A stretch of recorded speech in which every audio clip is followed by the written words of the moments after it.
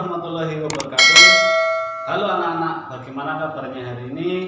Alhamdulillah, anak-anak semua masih diberi kesehatan. Jangan lupa anak-anak untuk selalu menjaga kesehatan dengan cara mencuci tangan dengan air mengalir dan sabun.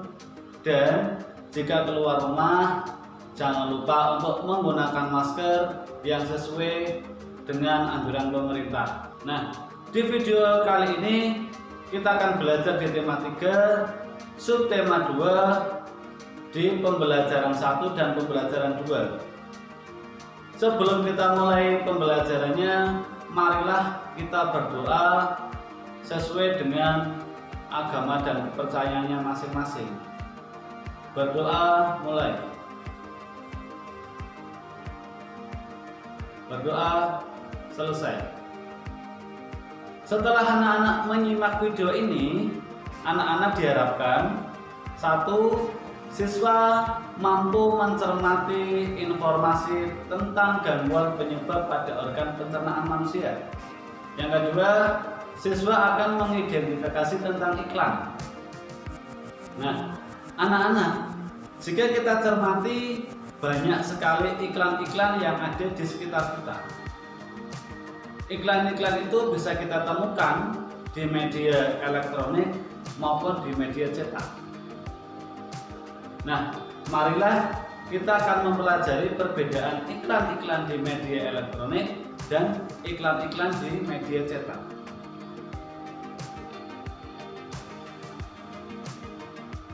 Berdasarkan medianya, iklan itu dibedakan menjadi 2, yaitu iklan di media elektronik dan iklan di media cetak. Marilah kita cari tahu perbedaannya itu apa.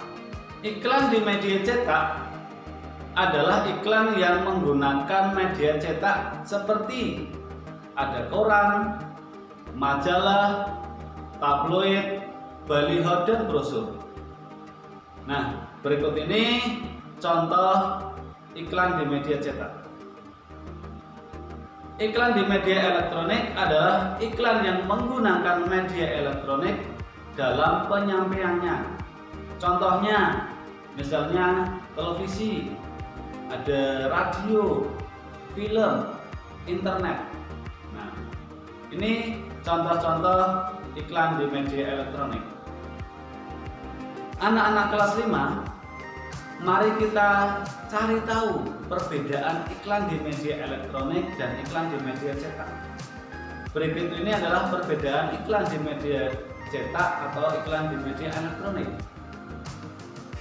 Iklan di media cetak 1. Bisa dibaca atau dilihat kapan saja. Untuk yang kedua, hanya ditangkap menggunakan indera penglihatan. Untuk yang ketiga, menggunakan gambar diam dan tidak ada suara. Untuk yang keempat, penggunaan kalimat di media cetak terbatas hanya beberapa baris saja. Terus yang kelima, hanya menyajikan gambar dan tulisan. Iklan di media elektronik, iklan sekilas dan berlangsung saat itu saja, menampilkan gambar dan suara, pembuatannya relatif lama dan mahal. Nah, itu tadi perbedaan iklan di media cetak dan iklan di media elektronik. Nah, anak-anak kelas 5, pada saat kita bersama keluarga sedang asik melihat televisi, tiba-tiba ada iklan muncul. Nah, biasanya banyak sekali iklan-iklan tentang gangguan pencernaan. Karena apa, anak-anak? Sistem pencernaan manusia dapat mengalami gangguan. Apa saja gangguan pada sistem pencernaan manusia? Marilah kita pelajari.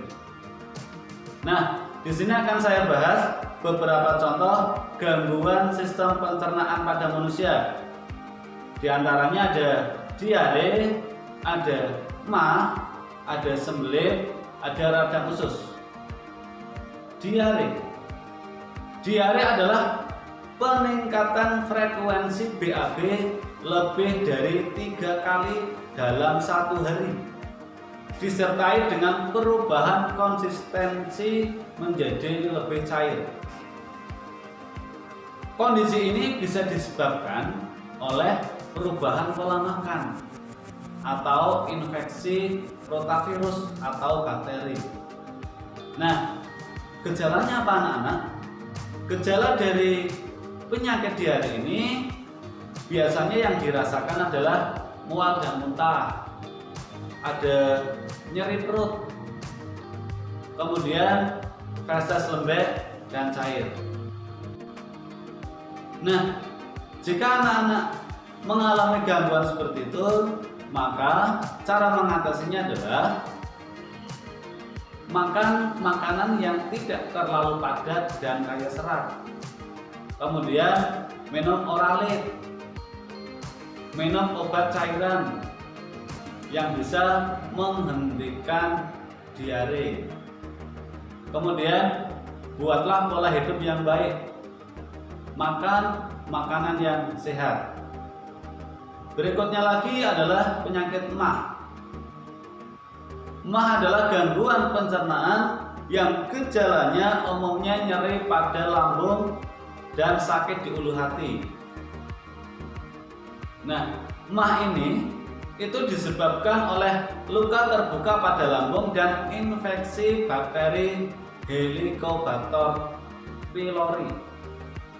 Gejala penyakit MAH yang umumnya dirasakan adalah muntah, kemudian sulit menelan, nyeri pada ulu hati, berat badan menurun tanpa sebab.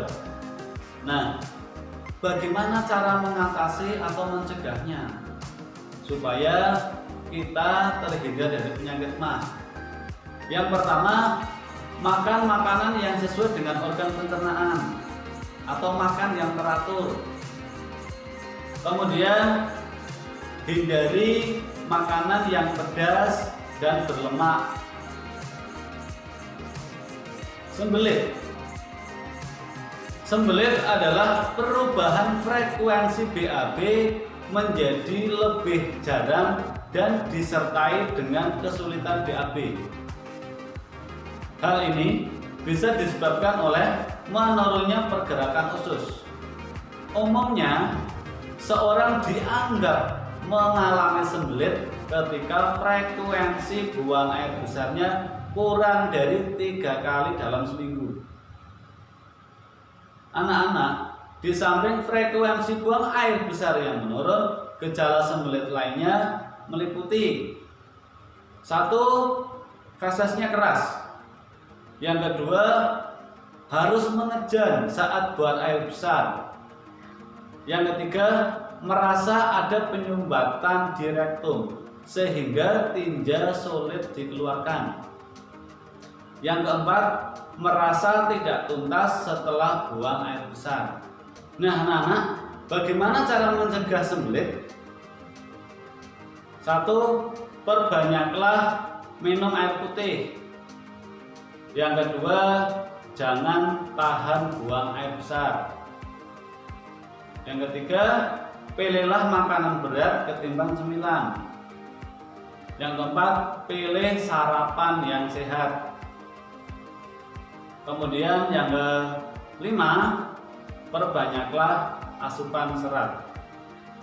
Kemudian yang keenam, lakukan pergerakan ringan. Berikutnya adalah radang usus buntu. Radang usus buntu adalah penyakit pencernaan yang ditandai dengan peradangan pada appendix atau usus buntu.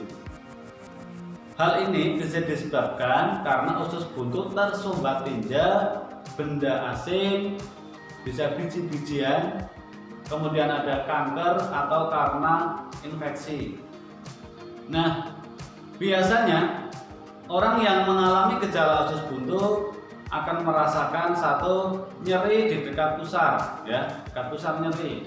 Kemudian mual, muntah, demam, kemudian susah kentut, nyeri pada saat kencing, perutnya kram, dan tidak nafsu makan. Nah, bagaimana cara kita mencegahnya supaya kita terhindar dari resiko usus buntu? Satu, makan makanan yang berserat. Yang kedua, mengkonsumsi makanan probiotik. Yang ketiga, mencukupi asupan air putih dalam tubuh. Yang keempat, makan dengan tenang. Dan yang kelima, memperhatikan gejala usus buntu yang tadi sudah dijelaskan. Nah, demikian tadi adalah gangguan-gangguan pada pencernaan. Masih banyak gangguan-gangguan yang lain dan belum dibahas di sini. Anak-anak bisa mencarinya sendiri, membuka buku atau di internet, dibaca-baca gangguan apa saja yang dapat mengganggu organ pencernaan. Demikian tadi pembelajaran untuk video ini.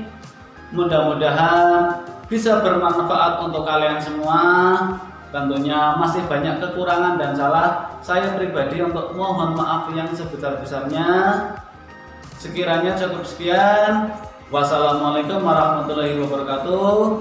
Sampai ketemu di video berikutnya.